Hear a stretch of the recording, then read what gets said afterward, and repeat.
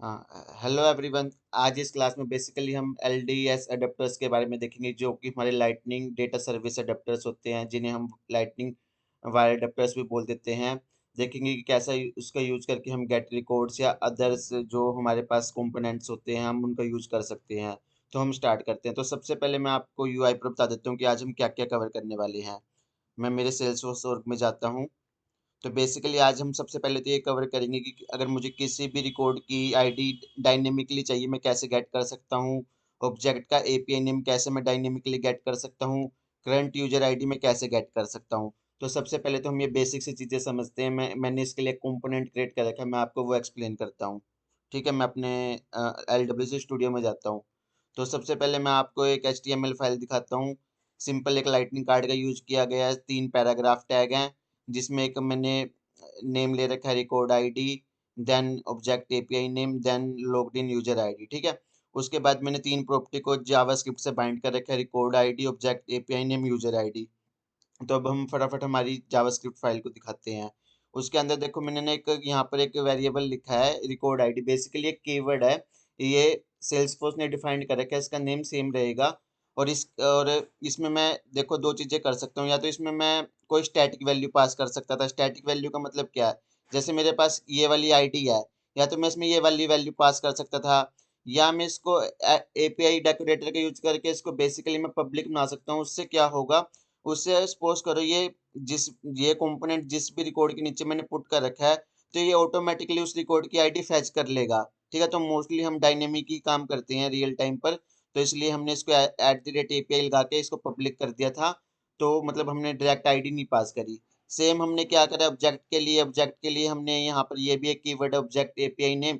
इसके लिए भी मैंने बेसिकली क्या करा, एपीआई लगा दिया। मैं अगर इसमें नॉर्मली भी कोई स्टैटिक वैल्यू भी पास कर सकता था, बट मैंने स्टैटिक वैल्यू नहीं पास करी, यहाँ पर मैंने एपीआई का यूज किया है। ठीक है, और अगर मुझे यूजर की आईडी गेट करनी थी, यूजर की आईडी गेट करने के लिए सिंपली मैंने क्या करा, इंपोर्ट करा user ID from Salesforce user ID. इसके लिए बेसिकली हमारे पास इस तरीके से हम basically current user ID get करते हैं।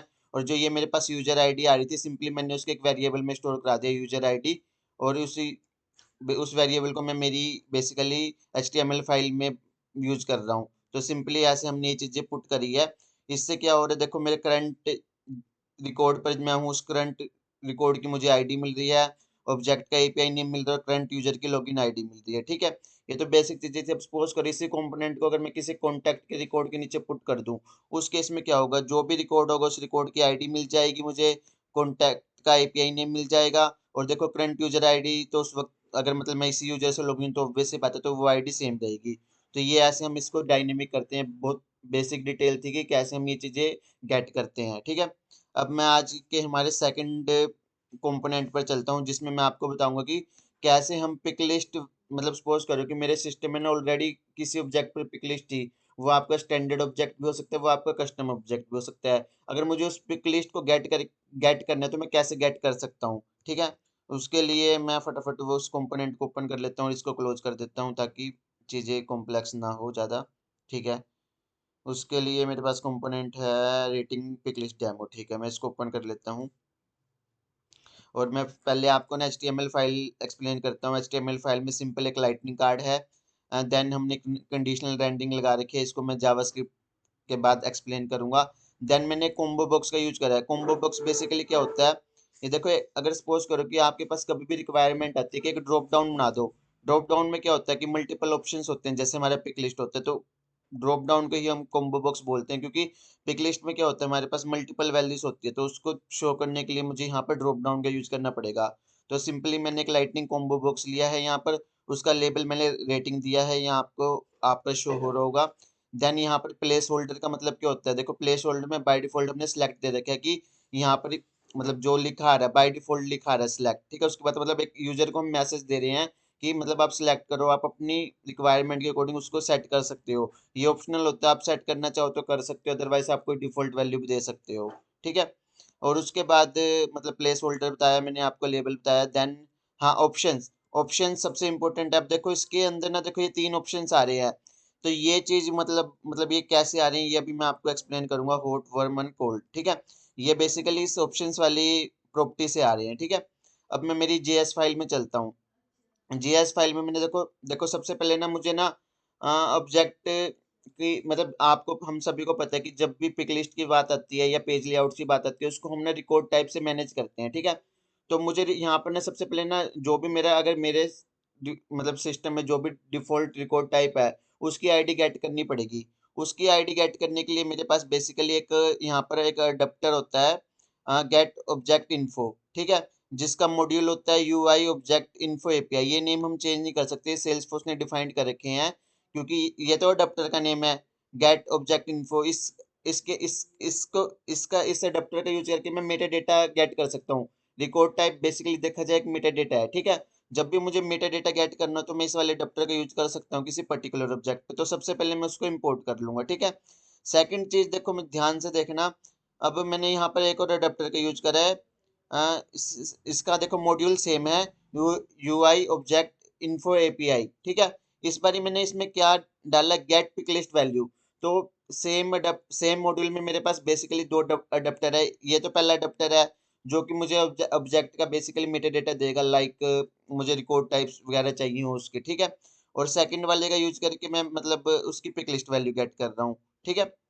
अब मैं आ जाता हूँ कि देखो, अगर मुझे ना देखो यहाँ पर अकाउंट ऑब्जेक्ट के लिए सपोज करो मुझे पिक लिस्ट गेट करनी थी, तो सबसे पहले तो मुझे उस ऑब्जेक्ट को गेट करना पड़ेगा। सपोज करो कि मेरा केस में ऑब्जेक्ट था कॉन्टैक्ट या कोई कस्टम ऑब्जेक्ट था। सिंपली आपको कुछ नहीं करना, हमारे पास एक मेथड होता है सेल्सफोर्स स्कीमा और ऑब्जेक्ट का एपीआई नेम। अकाउंट का ऑब्जेक्ट का एपीआई नेम अकाउंट ही होता है, तो कंफ्यूज मत होना। और यहाँ पे मैं अपनी रेफरेंस के लिए कुछ भी दे सकता था, सिंपली मैंने अकाउंट ऑब्जेक्ट दे दिया जो कि एक बेस्ट प्रैक्टिस है, ठीक है। और उसके बाद देखो, अब मुझे ये भी बताना, देखो ऑब्जेक्ट भी मैंने गेट कर लिया और अब मुझे ये भी इसको गेट करना था कि मुझे कौन सी फील्ड चाहिए। अब सपोज करो कि अकाउंट ऑब्जेक्ट पे मल्टीपल पिक लिस्ट है, ठीक है, मुझे रेटिंग वाली गेट करनी थी।